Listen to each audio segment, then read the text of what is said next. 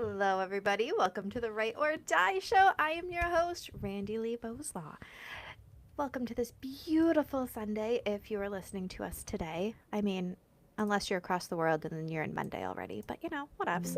I hope you had gorgeous weather. We had gorgeous weather today. Oh, it was beautiful. So beautiful. I was outside all day long, which means I'm a little bit tired now, but that's okay because I usually am at Sunday night. With us. Oh, wait, before I introduce our guest, if you have not already hit the like and subscribe button, why? And just go ahead and do it.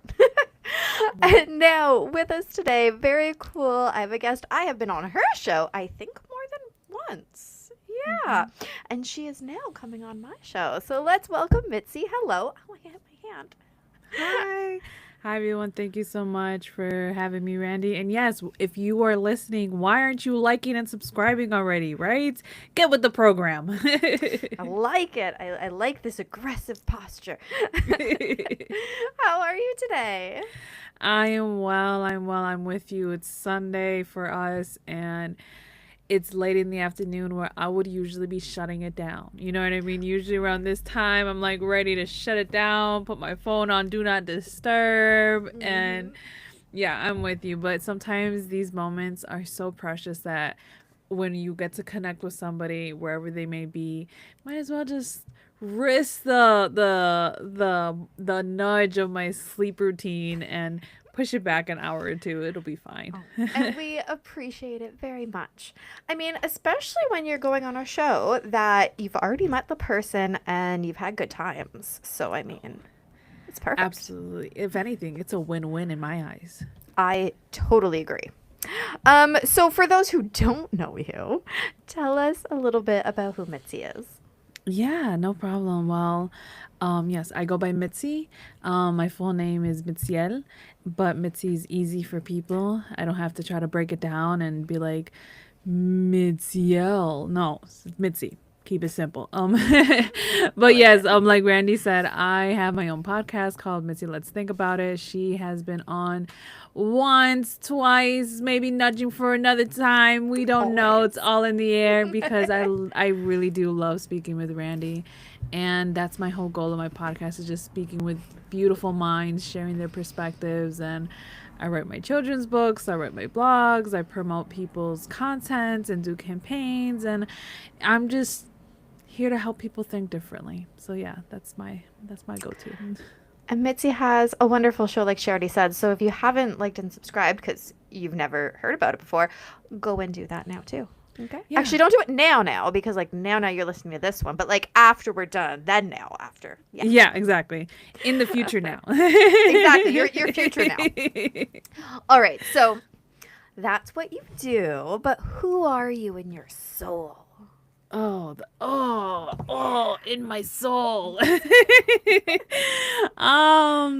Wow, that's a deep question. It's the hardest one of the whole thing because it's the only one I ever have prepared. Oh man, a way to make me really think about that. Who am I in my soul? In my soul, I'm so many things, you know what I mean? Like I'm a woman that wears many hats, that wears many labels. And if anything, I'm, besides being a mother, a podcaster, a writer, an author, a wife, a daughter, a sister, all of those great labels that, yes, they hold value.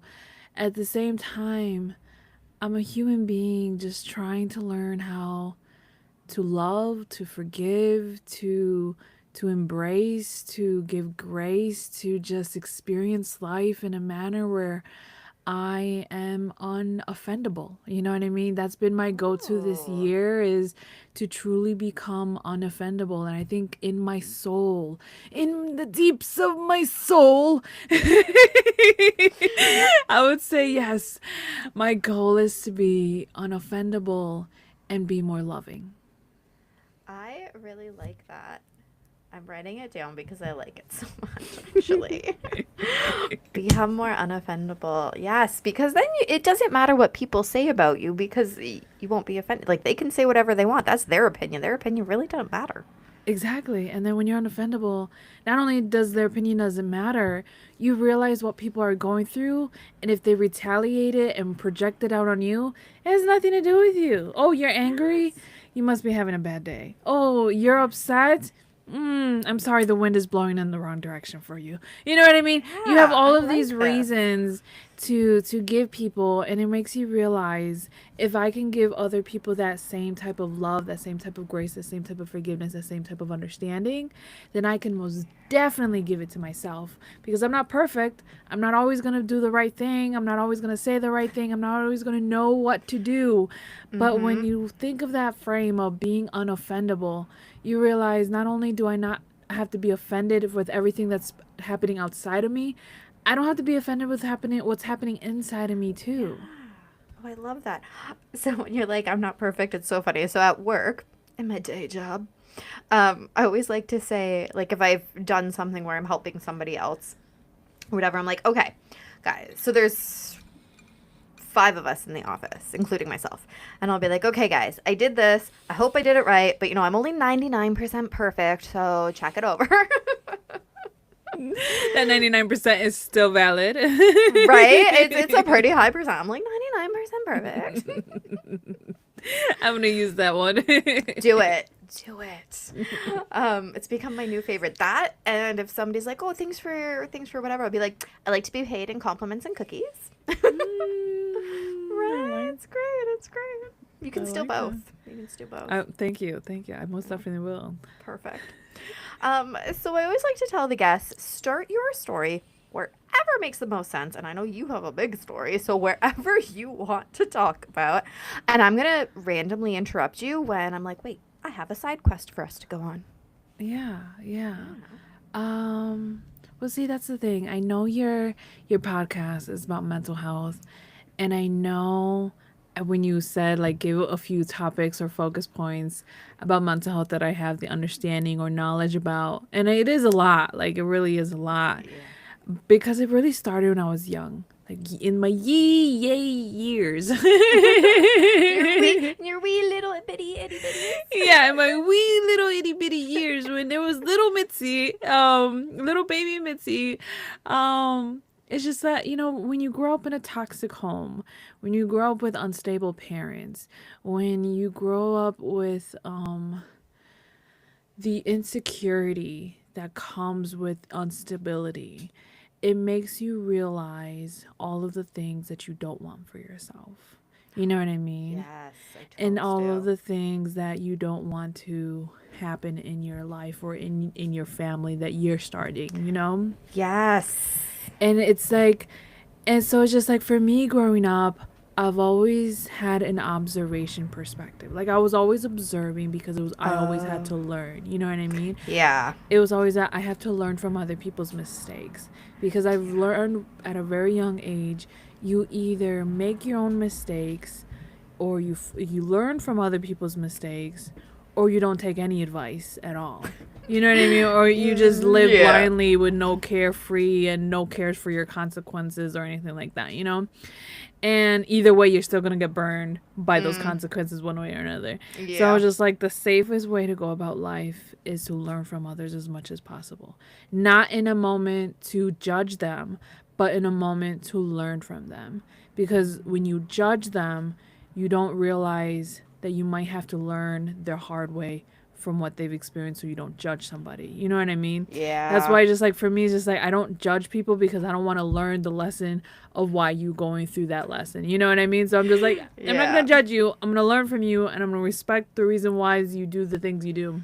And this is why we both do what we do in our podcast, because we want other people to learn from everyone else. Exactly. You Yeah. get me, I Randy. do. I got you. So, um, I've seen addiction from my dad, with drugs and alcohol, and my mom as well. And my mom went through her suicidal phases and in and out of mental hospitals at a very young age, and finding her overdosed in her bedroom. You know what I mean? Like, Oh. so at a very young age, like, I knew the consequences and I felt the pains, and it's just, it always weighed heavy on my heart. You know what I mean? I was So, just as it should. Like, that's very traumatic. So you're very little, you're seeing all of this. I mean, I personally could not imagine being little and then walking in on somebody who's overdosed. It was hard enough to deal with that as an adult, let alone a wee itty bitty. How did you deal with that? Or did you deal with that? Well, yeah, because it was me and because it's me and my three sisters. I'm Okay. the youngest out of the three. Oh, okay. My oldest sister, she was barely there when it happened because I think I was like in middle school when this happened.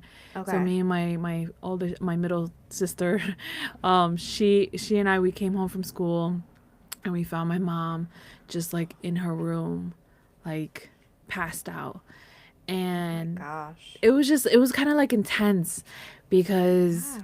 it was just like we didn't know if she was just sleeping or what was happening, and it wasn't until my sister found the pill bottles that we realized, okay, she Oh, overdosed. And that's when we called the emergencies and all the 911 and all that other stuff. yeah. So it's just like that made me realize that life can go at any given moment, you know what I mean? And we don't Yeah. realize how fragile it is, because if my mom actually would have taken more pills, then where would we end up with? You know what I mean? We were so Yeah. young. And we moved around a lot because of my mom's instability in her mind. Okay. Like, we moved around a lot. Like, I went to 6 grade schools, 8 middle Wow. schools, and 3 high schools, and then one, and for a whole entire quarter, I wasn't even enrolled into any school. Oh, So, wow. yeah, so growing up, I moved around a lot. So that taught me a lot of resilience and a lot of the fact that a lot of the things didn't matter to me. Like, Yeah. people's thoughts didn't matter to me. Teachers didn't matter to me. I remember Hmm. one time a teacher was like basically cursing me out because I didn't do a project. And then at the end, when she was done yelling at me, I was just like, "Well, I'm leaving. Today's my last day." And she was just like, she had her jaw literally dropped, and she was just like, "Why didn't you tell me this, Mitzi?" I was like, "For what? I mean, it's not like it would have changed how you felt, right? You let out what you wanted to say. You said it." Oh, that is horrific. Like, just, I'm thinking about teachers and in general, and I had some pretty crappy ones. Now, I did not move schools like you did at all. Thank goodness. I don't think I could have handled that. Um, but I mean, sometimes we say we can't handle stuff, and then you're thrust into the position where you have no choice, as you were, right? Like, Yeah. um, Yeah. but it goes back to what you said at the way beginning, where like what other people say, Psh, it shouldn't matter. You're having a bad day. But as a teacher with small children, because I mean, middle school, even high school, whatever, your kids, and just I'm going to talk to the teachers for a hot second because I'm having a couple little flashbacks from some bad ones I had. Take a second to put yourself in the fact that you're dealing with children, and I mean, some people, yes, tough love works for them. However, generally speaking, the kids that are acting out and talking back and don't look like they're paying attention, might have been me. It's probably because we're going through some kind of trauma, and maybe take a hot second and be that adult that we need in our lives. Oh, absolutely. I stand by you with that because the teachers that were, they had no remorse and no care in the world that how many times I moved or how many times um I was new. It They didn't care. They were just like, "Well, you need to show up. You need to do something. And then it you." makes you feel about this big, Yeah, right? and I'm just Like, like, and it mm, sucks because I would move from one side of the country to the other side of the country, and the oh, East Coast dang. educational system is way different from the Midwest educational system. Really? They're at a very higher standard of education, where if you don't Oh. meet that standard, they will flunk you and put you at a lower end because you don't meet that standard. Oh, So dang. it's a whole big deal. So like teachers thought I was stupid because I couldn't meet their standards. They thought I was illiterate, but it's just like, how are you going to tell me when Yeah. you're teaching one thing on a different stage versus another teacher that's teaching at a different stage, and by the time I swap or go to a different school, it's all new. So it's just like I Yeah. stopped caring. So it's like for the longest time I was dumb. I thought I Yeah. was ignorant. I thought I was all these things because that's how the teachers made me feel. Yep. And then by the time I was at a consistent high school, I just cheated. You know what I mean? Like, I was just like, what's the point? Like, yeah, I'm not moving, but Right? it's just like, I, I just, and the teachers didn't knew I didn't care anymore. Like, I totally checked out. Yeah. When I came to school, it was so rare. You know what I mean? Like, Oh my gosh. In high I was school, one of those. I Yeah. skipped so much too. Oh my I gosh. missed the first 2 days of school. Like every single year. Yes. Yeah. And Yes. I remember the one time I showed up and the teacher was like, "Oh, you're Randy?" I'm like, "Yeah. Hi, what's up?" Yeah. Yeah. We didn't get along. It was a science teacher. We didn't get Yeah. along. That might have been feel the one you. I was talking about. Or one of. I will admit I didn't have too many bad ones, but that one really stands out. Oh, I feel you, girl. It's the same way, cause man, we people knew when I showed up, it was fun. Like, we were gonna have fun. We were gonna do something interesting. It was somebody was gonna laugh, somebody was gonna cry, somebody was gonna get hurt, somebody was gonna have a good time, and it was awesome. And I had teachers that they felt so bad for me because they thought I was going through like something. Even when kind of were. yeah, yeah, but still, like, so I remember a teacher would be like, "Here, Mitzi, here's the cheat sheet. Here's the answer sheet. Just take it." And I was just like, "Okay, thank you," and I was just take it. So I was just I like, really don't want to do the work. Thanks so much. "Yeah, exactly. I appreciate that." And then she got me into like pre-algebra or something for my senior year, and I was just like, I don't want to do this. Now I gotta actually do the work. But when the first year that I actually did the work, I actually made it with a 3.8 average. Dang. And I was very proud of myself because I actually studied and worked hard. So I was just like, I know I was smart. And then when I got to college, I was a 4.0 student. So I know I'm smart. So then after that, I'm just like, okay, well, I'm good. I know I'm smart. I know I know it's not me. I know it's the system that's all messed up. Yeah. Well, and isn't that sad that like you can be this very smart person, and that was very similar to me because when I went to college, I actually graduated at the top of my class, whereas in high school I was like near fail. I never did fail, never ever did, because that was my mom's rule. If I was gonna skip, I had to not fail. I was, and I was like, okay, if you're not gonna argue me about the whole skipping thing, I won't fail. But yeah, you feel like crap, and so obviously schoolwork isn't getting done because there's all this other life going on that is just killing you on the inside. So yeah, when I finally got to college and flourished a little, then I started realizing like I am smart. I can do these things. Oh dang. Right? Doesn't it feel good? Like, oh, look it at feels so me. good. Look at me do this assignment. Right? Look at me knowing all these answers. Right? Boom, boom, boom. I did it. Right? Okay, so let's keep on this thought process here. So you're in college, you're finally like doing good. What else was happening? Oh my goodness. So much. Oh my goodness, so much. Because it's just like once you finally move that threshold and you go from 18 to 19, I mean from 17 to 18, it changes your world because not only are you considered an adult, now you have responsibilities as an adult. And even when I was in high school, one of my counselors, she was so like worried for me. She was just like, Mitzi, I am gonna put you in this course. It's the last course to get your CNA. So after school, you're gonna take this course and you're gonna get your CNA. It's totally for free. All you gotta do is just pass the class. And I was just like, okay, fine. So while I was in school, I was working at Taco Bell and then doing the classes for my CNAs.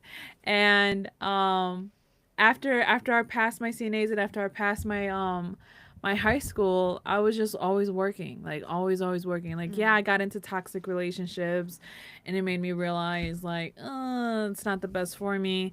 But I mean, let's be honest, toxic relationships is a whole different avenue, Right. You that might I just have to come back for that one. Yeah, that's a whole different avenue. But it's just like, I think overall, a lot of this life that I've lived, I really don't have no regrets.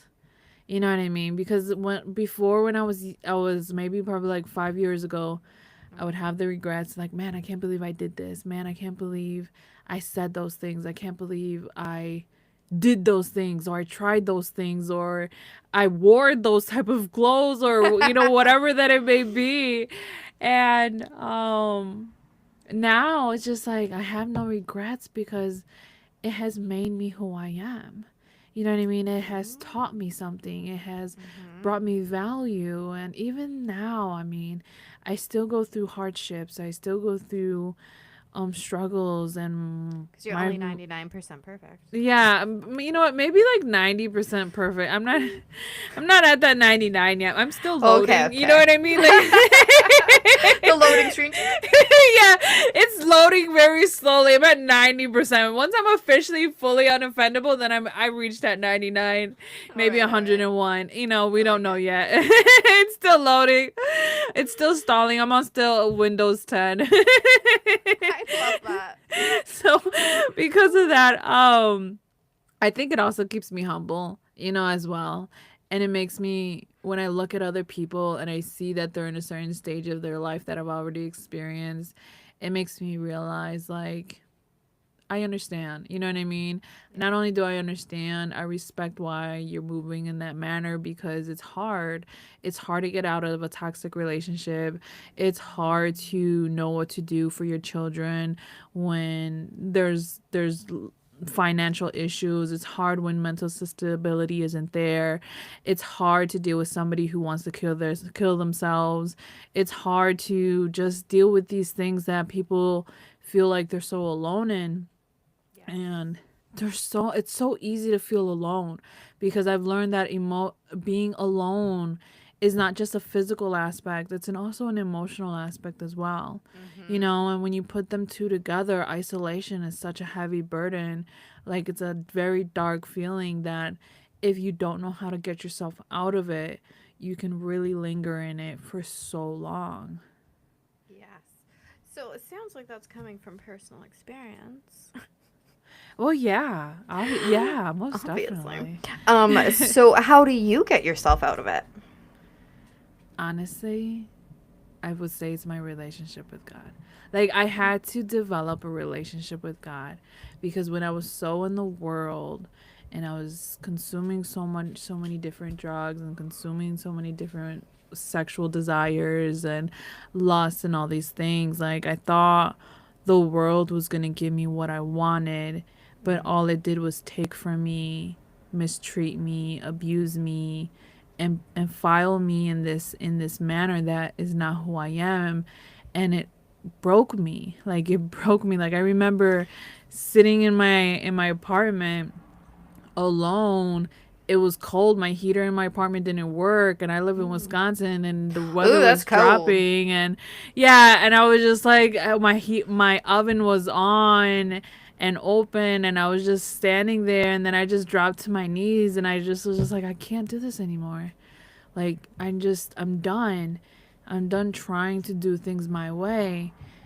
And ever since I did that, I I felt this pull to, like, find a church and to get baptized and, start changing my ways, start changing my thoughts, start praying differently, start acting differently. And I know some people aren't, they have a harsh relationship when it comes to the concept of God, and I respect it. Sometimes a human being can alter your perception of God, but that doesn't mean that God is human and isn't going to treat you the same way. But let's be honest, that's a whole different topic. But at the same time, like, for me, I've learned to truly lean on God in a manner where, honestly, right now I'm leaning on God, where if he moved, I will fall. You know what I mean? Or if I move, I will, like, fall. Like, it's like if you're leaning on a wall, and then if you take a wrong step, you just slide down. Oh, like, yeah. that's how I am right now. Like, I'm fasting currently. Like, I am truly trying to change my ways and change my way of thinking, because I want something to change. You know what I mean? Not just for myself, but for my children, for my environment, for my heart, for my perspective, for everything. And when you're in that dark place, it's so hard to get out of it when it's by yourself.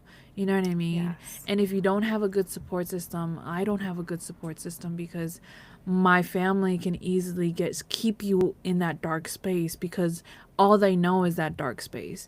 And Yes. because when you don't have a circle around you that you feel comfortable to connect to and be honest with, it makes it difficult to even share what's going on. And if you don't feel comfortable opening up to strangers, or you don't have enough money for therapy, then I would suggest getting a podcast because that's the closest thing to therapy. All right. You know what I mean? That's what I said. That's I'm what like, I this do. is kind of therapy for me. Yep. Yeah, so my podcast is low-key a therapy session where I spill the beans on some of my life. So if you want to know more about me, telling you, check out the podcast. Yeah. But overall, like it changes the game though, for real. It does. I love it. So what you just said was very heavy, and I like that you made us laugh afterwards because that's what this show is all about. We talk about the heavy stuff, but then we laugh because without that laughter release, I mean, life is so hard. Yeah. And when you were talking there, I was a little bit giggling to myself because you're talking about how hard it is when, if you're trying the same stuff or whatever. So basically what you're saying is if you are insane, because insanity is trying the same thing over and over and expecting different results. If you are being insane, it's not going to do anything for you. No, exactly. When I found out the definition of insanity, it was like an aha moment. For me, honest to goodness, it was. I mean, I made me realize like I have been raised by insane individuals. I'm surrounded by insanity, and so much where they make me feel sane in the insanity. You know what I mean? Because I'm trying to change out of the nonsense that they say is normal, but it's not normal. No, this shouldn't be normal. Exactly. I actually, my mom never listens to my show anyways. So I love you, Randy. Thank you. I've said to her more than once, you gotta go to therapy for multiple reasons. So, I mean, you brought up toxic relationships, and maybe you know better than I do. I don't know, but you tend to continue to meet the same person over and over again if you don't make any changes. Would that be accurate-ish? Yes. And I want to add on to that. Please do. Because if you don't make any changes, you will find the same person in another person. You know what I mean? The same personality in another body.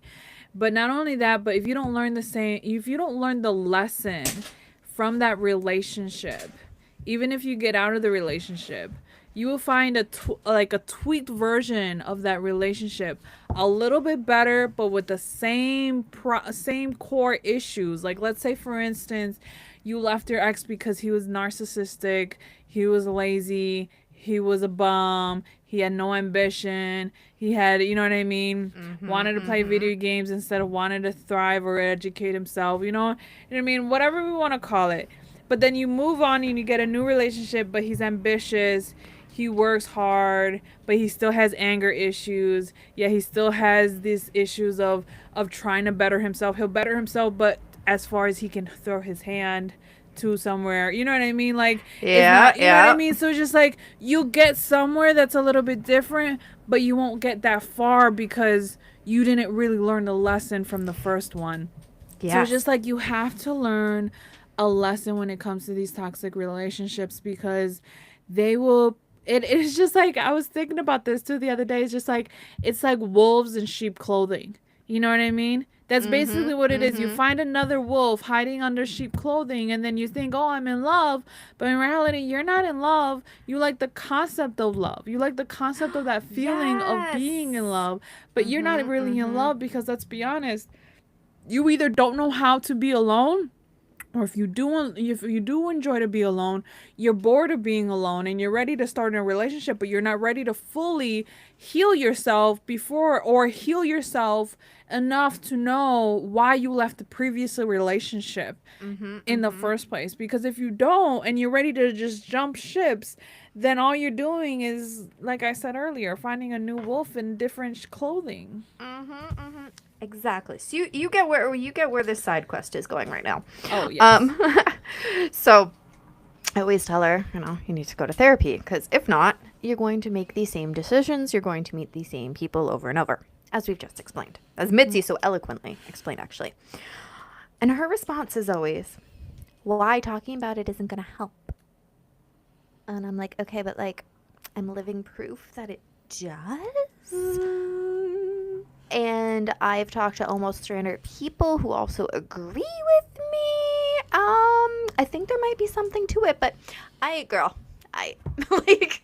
just, she refuses to see the benefit of looking at situations and dissecting them. The things you do in therapy, you look back, you dissect, you figure out the emotional impact, all the different things, and how to reframe the brain and whatnot to make then better and healthier choices later. Yeah. You know what I learned? Lack of accountability. That's what it is. Because let's be honest, when you sit across somebody and you talk to somebody and then they're ready to give you their opinion, that brings up fear.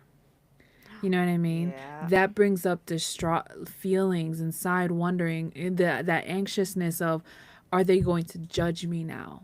Are they going to misinterpret my actions? Because she doesn't know, or he doesn't know, the tools that I was given as a child. So because of that, now she's going to judge me because of the actions I've made. So because of that, she's not going to understand why I did this. You know what I mean? So it's lack of accountability. And then there maybe, I know some people are going to say, Mitzi, it's not accountability, but technically it is, because you have to account for the fact that, yes, you were giving only certain tools growing up as a child, and you learned some things a certain way, but you need to be accountable to know, from what I said in the very beginning, learning from other people's mistakes and not taking other people's mistakes and using that as your guidance for you to live life. So if you've seen your parents as drunks and abusers growing up as a child, it doesn't give you the right to do the same things. Accountability. Account for your actions, account for your choices, account for the fact that you are now an adult and you cannot hold your childhood over you for the reasons why you do certain things anymore. Because at a certain point, you need to be accountable, because now your actions as an adult leads to your consequences as an adult. As a child, okay, you could blame it on your parents because you had no way to fend for yourself, to speak up for yourself and all these other things. I get you. But once you cross that line, you move out of your parents' house and you finally become, I'm an adult, pound my chest, I do what I say, do all these things on my own, then that's when you have to admit the fact that you fucked up. You living in your car, what got you there? You can't blame it on your parents anymore. You know what I mean? You got into this toxic relationship. Okay, you fucked up. How did you get into that relationship? What did you see that you allowed, even though it was red flags, that you decided to dismiss and lie to yourself? Lack of accountability, because we lie to ourselves and say, oh, it's understanding, oh, it's forgiveness, oh, it's all these things, it's all these things, and in reality it's lack of accountability, because you're lowering your standards, you're lowering your boundaries, where at the end of the day you have no more boundaries. You're just a free-for-all. You're just an open field, a park a free park that anybody has free admission to. Yeah. Oh my goodness. I love everything you said. Everyone just go rewind it and listen to it again. Right. We'll let you pause for the moment. No. Right. Everybody will just pause, go back, listen again. Exactly. At some point, when do you say, I'm going to take charge of my new adult life and stop blaming my childhood, stop blaming my parents, stop blaming blah, blah, blah. Because that's the cool thing. When we get older and have our autonomy, the really cool thing is we can then make the choices that help us to get better. Exactly. It's amazing that we now have choices. I know, and it's even more amazing because when you finally break those generational curses, generational habits, generational bad thinking and all that stuff, you realize when you start having your children how similar and how different they are from you. Yes. Oh You my know what I gosh. mean? Yeah. Yeah. And then it gives you the understanding like, wow, my parents were really trying to manipulate me. My parents were really trying to control me. My parents Mm-hmm. were really trying to do whatever, all these things, because you look at your children and you realize, oh, they're so different, but they're so similar at the same way.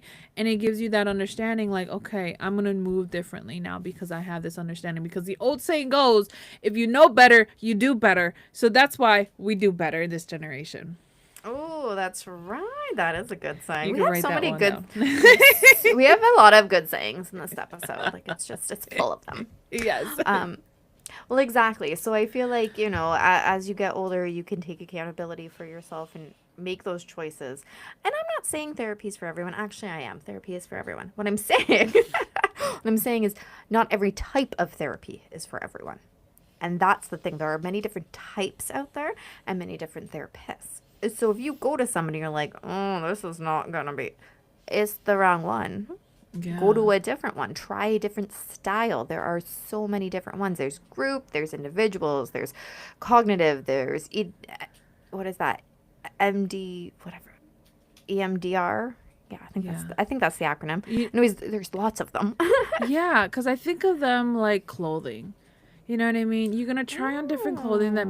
that makes you feel comfortable, that makes you feel safe, that makes you feel seen, but that makes you feel like you still. And if you are gonna wear the right clothing that makes you still feel like Randy, or makes you still feel like Mitzi, or makes you feel seen like whatever, then why wouldn't you try that when it comes to people and interacting with them? You know what I'm I saying? like that. They're Yeah. like I like that a You're welcome. lot. Another one to add in your book. That's right. I know, and it's a very pretty book too. My I in-laws love got it it. for me for Christmas. Says it's about the journey and not the outcome. It's Yep. like leather and zippery. It's very pretty. Fancy. Very Ooh. pretty. You gotta rub it a few times for good luck, no? Right? It's actually I do sometimes, not for good luck necessarily, but I really like the feel of it. It just feels Mm, really nice. yeah, I'm very Yeah. textured too, so sometimes when Yeah. it's a nice texture, I'm like, oh, let me touch you. Right. Oh, I know. We'll just be walking through like Walmart or whatever. I'm like, I need to go and touch that right now. I Yes. need to go feel what that feels like. Yes, I need to know what it feels like and if it feels like the what I'm thinking it's gonna feel like, because when it doesn't feel the same way that I think it's gonna feel, I get so Oh, disappointed. I'm like, me oh, too. I'm why? like, this doesn't feel nice. This Yeah. is just wrong. Why is this like this? Why do you look like this but don't look like this? I mean, don't feel like this. It's like when you Yeah. taste food that smells good but it's bland. Yeah, Like, like how all did of this my happen? cooking. Yeah. I try really hard. I'm just really bad at it. No, it's okay. I've been watching a lot of Worst Cooks of America, and those are hilarious. I don't know if I am to that level of it. I See, think maybe I'm somewhere in the middle. see, well, that'll make you feel better. Watch the Right? show, and then watch you realize I'm actually a good cook. My children doesn't act like their stomach hurts before I feed them. You know what I mean? Like, they'll Well, tolerate my that's food. debatable. Truly debatable. That's another there. topic, right? But then as soon as dad cooks, oh, dad's cooking? Okay. It doesn't matter what he's cooking. It's never what is it going to be. It's, oh, dad's cooking? Okay. Oh, Yeah, because when dad cooks, everything tastes good. oh, And I'll admit, yeah, yeah. it does taste good. Yeah, Well, much it gives you an better. excuse. Oh, hubby, go cook, please. Right? And it's great because he actually likes cooking. So I'm like, yes. See, go it's do a that. win. It's a win-win. It Sometimes is. in relationships, you don't have to be the whole package. You just No. have to find somebody who matches the missing pieces that you may not have or you may have be lacking, and by the time you get together, you're a whole piece, and it's perfect. Exactly. It's that 99%. Yeah, exactly. He's your 1%er. You guys are Right? 100 together. Exactly. We're perfect together. Yes. Oh my gosh. Yeah, you'll just have to come back on. We have too much fun. Yeah. We could have like a whole series all our own. Like Oh, we really could. We And could just side quest that all I day would long, I would be totally okay with it. right? Just we could side quest all day long. You air it on your show, I'll air it on my show, and it's like this cool cross thing. Anyways, I digress. Always. Um So, as we get to near the end, what are some things, and I know you've already shared a bit, but what are some things that really help you when things get tough? Because let's be real, even when we've gone to therapy and we've worked on ourselves and we're getting to that whole unoffendableness, life still likes to poo-poo on us sometimes, let's say. Little seagull Yes. droppings. Um, Yes. what are some strategies that you use to deal with those moments? Um. Whew. Um. That's a good thinker. Honestly, a good cry. You can never go wrong with a good cry. I mean, I'm for the good cries because after Yeah. a good cry, you realize like, you know what? I'm a bad bitch. I got this. You know what I'm saying? Yes. Like, Yes. it's okay. And then I realize, you know what? It's just my period's about to come, so it's all right. You know. That's all I don't have that I'm excuse. I don't get that anymore. but but still a good cry even for the guys out there, it's okay. And you know what I realized, just a little side off it topic, because I'm realizing this with my husband and with I've spoken to other women about this as well. When it comes to men, we don't realize that we go through puberty at the same time at a young age. But once it hits the older generation, when you get older and women start dealing with menopause, men start dealing with another form of menopause that are just for men with their testosterone and hormones as well. So when women are starting to go through perimenopause, the guys are going through their version as well. And that's the reason why they're all so loopy, so crazy, so as well. It's because they're going through their own version. And the Going reason through why a I say menopause. exactly for a man, but just like we don't realize that. So, side that's I mean, the only Little reason why for some reason I brought that up is because I feel like my husband's going through that right now. I Oh. feel like he's I going, mean, he might be. you know, because he's 14 years older than me. So, I see it all the time, and he's an emotional wreck, and he has a good cry sometimes, and sometimes I'm so tired of him crying because I'm just like, oh. So it's just like, It's yes. my turn to cry. Yeah, like there's only one queen in this house, and obviously it's not me. So Come on. like let me wear the hat real quick. Right? But I think finding the goodness always is always a good thing, because sometimes I try to find, like, I call it like a point system.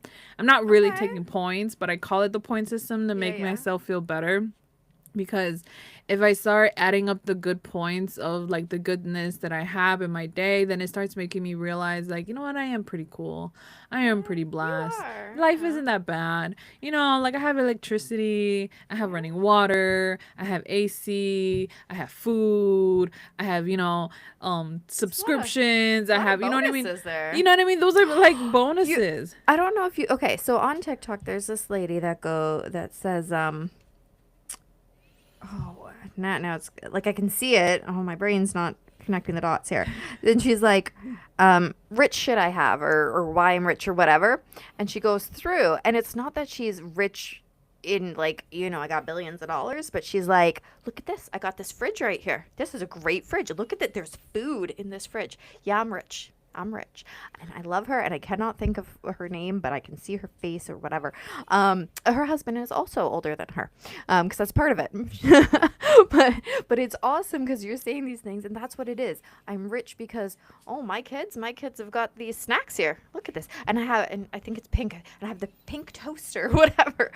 Right? Seeing how you're rich in all these other ways. Exactly. It makes you realize that you're rich, you're blessed, you are alive, you have good health. Even if you are in limited health, you're not in the hospital. And if you're not in even if you're in the hospital, you're alive and you're not in the morgue. You know what I mean? Like, there's so many ways that we could go down that avenue, because as easy it is to go down the positive avenue, it's just as easy to go down the negative avenue. If not easier. If not easy, it's so much more easier. Let's be honest. It's so much more easier to think about all of things that are not working, that are not doing the things that you want. But it's just like when you switch your perspective, going back to the reason why you have your podcast and why I have my podcast. Right. It's about shifting our perspective so that we realize that life is shitty, but life is not that bad. You know what I mean? It could be worse. It could be worse, but I'm grateful for the hard times, because because it makes me remember and appreciate the good times. Because if I never experienced the bad stuff, how would I know about the good stuff? How would I acknowledge what's good if I don't know what's bad? And we need to know Right? the both, because we need to know the yin and the yang. There's two ways of that street. I have a left hand and a right hand. How would I know which hand Mm-hmm. was my dominant hand if I didn't have a weak hand? You know what I'm saying? Right? It's Exactly. a real It's thing. it's the Inside Out movie, the very first one where you learn that sadness is actually an integral and important part of your emotional ecosystem. Yes, I love that I know movie. it's so Bing bong, bing good. bong. Right? But my husband and I were joking yesterday or this morning. I can't remember. Anyways, recently. So there was this radio call that I heard years ago. And the person was saying about deer crossing. And I mean, it's probably still on YouTube. Go and listen to it. Anyways, you'd have to Google it out. I don't know what it's called. Anyways, and this person's calling into this radio station, and she is dead ass serious.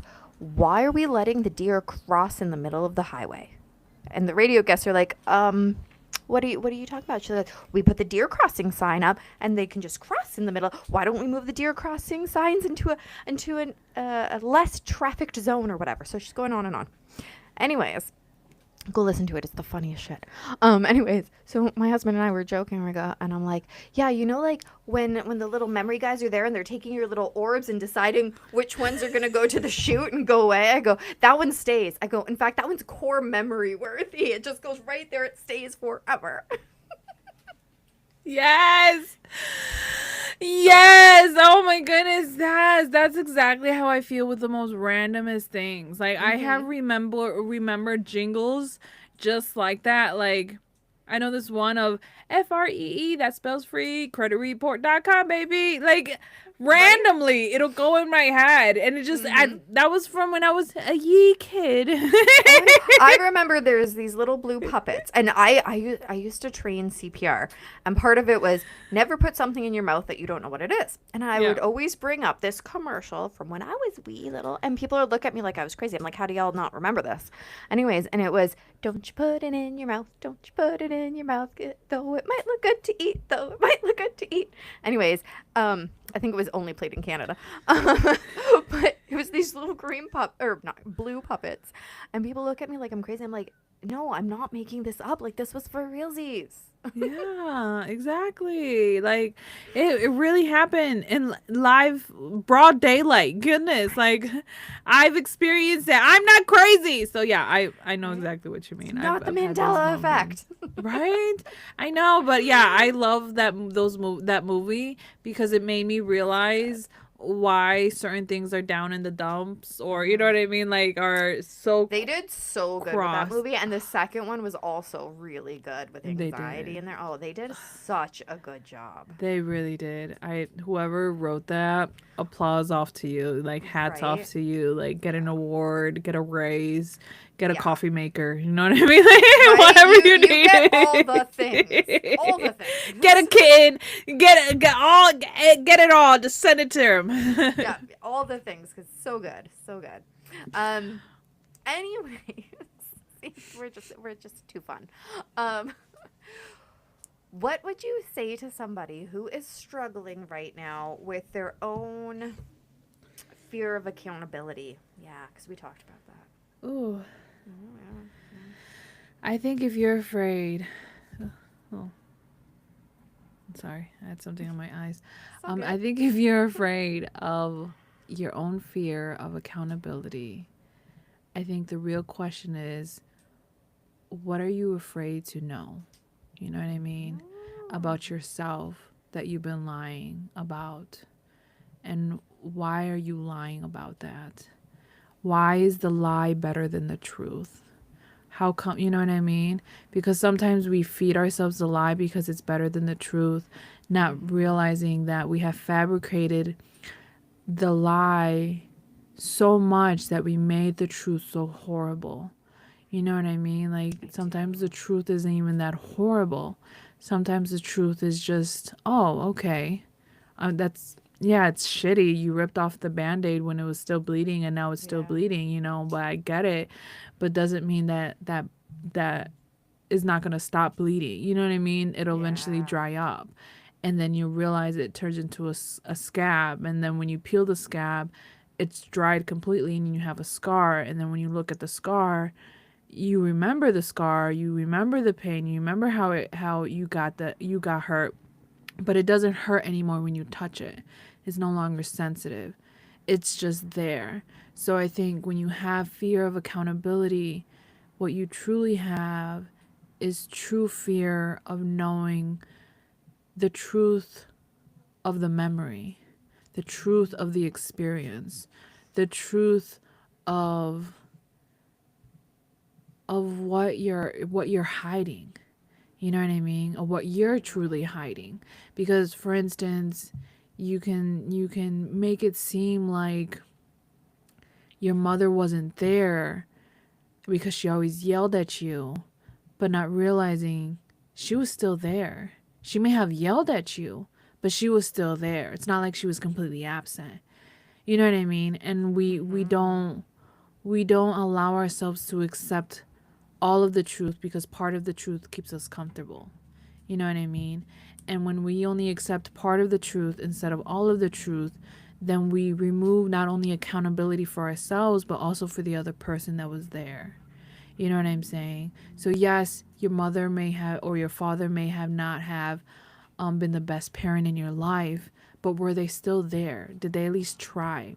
You know what I mean? Maybe they weren't the best, but if they tried, then that's at least something you should give them. And even accountability in your own faults as a parent or in your own faults as a worker, as a sister, as a lover, as a friend, we can only go so far in this life.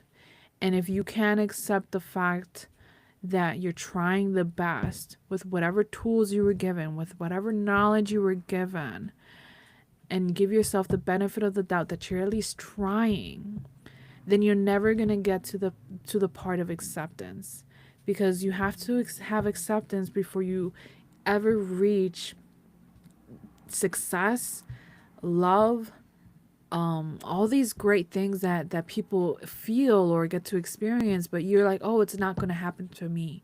Well, it can happen to you. You can be that person. But it's never going to happen to you unless you start accepting. And accepting comes with accountability. And I think it goes back to what you were talking about earlier. Talk therapy is so special because you're allowed to speak to somebody who's an outsider looking in, and allows you to realize, oh, you're missing something in your piece of your puzzle. You're missing something in your memory. And when you have somebody questioning you, it's not because they're testing you or they're intimidating you or they're trying you or they're whatever that you want to call it. It's because they want to know all of it. It's like when you try to tell, it's like when you listen to a child tell a story, but he's mumbling or he's repeating himself or he's focusing on the fact that there was a chocolate chip cookie, not realizing that there was also brownies and all these other things on the table, but you're trying to figure out what else was at the table, what else was there. That's basically what a therapist is doing. A therapist is just trying to fully understand what else was going on in that moment. And and it's not just in your memories. It could come from in your dreams, or it could come from, you know what I mean, whatever that it is that's trying to convey a message. Because you're even like I just said, just because I said dreams, I'm just gonna go a little bit on that, because Do it. your dreams reveals to you what you've been hiding. You know what I mean? It's kind of like your own therapy session. So it's just like your ancestors will come to you in your dreams. Your pain will come to you in your dreams. Your exes will come into you in your dreams. You know what I mean? Same scenarios will come into you to your dreams. Your fears will come into your dreams. You know what I mean? Like Little your nightmarish. desires, everything, all of these things will come to you in your dreams, and that in that moment you have to face it, right? You have to relive that moment in whatever that it may good, bad, ugly, whatever. It could be future, it could be past, it could be present, whatever that you're dealing with. But in that moment in your dream, you can see it all, right? It's like a movie happening all in front of you. It could be scary, but it could be amazing. It could be beautiful, and it could be in wow, I can't believe this is possible. But we can never get to that point if we continue to live in fear, in that anxiety, in that doubt. So yeah, I think just stepping into that accountability is so important because you don't really know what you're made of until you step there. Ooh, that was heavy. Oh, sorry. No, that's good. That is good. That's what we're here for. Like I said, podcasts. I mean, yeah, you can have your own. It's kind of like therapy, but you can listen to others, and it's also kind of like therapy. There you go. Because you don't even realize when somebody's talking, it's just like, oh, well, I guess I didn't know I needed that. And then it changes your perspective because, man, I know that feeling. Right? Sometimes you got to hear it from other people and to know that you're not alone. Oh, you also had a shitty childhood? That's amazing. Me too. I'm so glad to know that, right? Right. And for those of us who are willing to talk about it, we want an audience to listen. So, I mean, it works out well. I love it. Y'all thought I was going to say something deep. No. We just want y'all to listen. That's all. See if you're paying attention. Pop quiz. Are you there? Okay, good. Exactly. All right. So, what do you want people to know about you? I mean, like, promoting wise, like, what do you want people to know about you business wise? Yeah, well, stay tuned.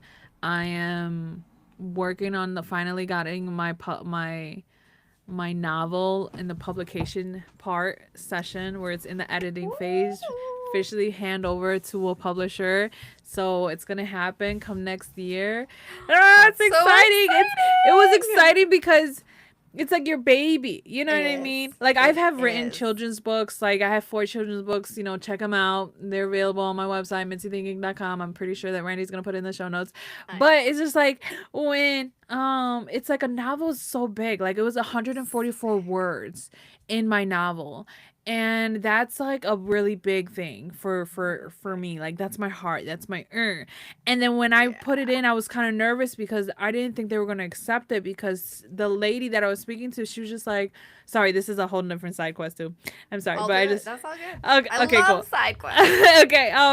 She was just like, "Oh, we're very cautious with like explicitity and curse words and sometimes we'll deny a book if it has too much." And I was just like, ugh, I think mine's gonna get dinged. And they were like, no, we loved your book. People like we had 7 proofreaders to read your book, and each one decided to read it from the beginning to end. Because usually they separate them in sections with my book that's so big, but they were so interested in my book that they read it from beginning to end. That is they amazing. All approved it. And they were like, the dramatic ending, the middle, the character development, all of it was amazing. And I was just like, you get it, you see it, I thank you. And it was so yes. Stay tuned for that book. It's coming out, and now I'm in my adventure of helping promote people's campaigns, meaning like if you have a mission, if you have a book, if you have an event, I'm your girl. I'm here to help create the content and then schedule it out on social media, letting people know what's going on with your life, and it helps bring people to know the value of what you have. It's one thing to promote it yourself and people don't see it because then they're like, oh, she's just bragging on her work or she's just trying to do it. But it's just like when somebody else promotes your work, it's like it shows credibility, it shows accountability, it shows value, it shows all these other things. So it's just like that's what I'm starting to do now. And people are really gravitating towards it. So that's my whole new venture. So if you want me to help you, you can check me out on my website as well.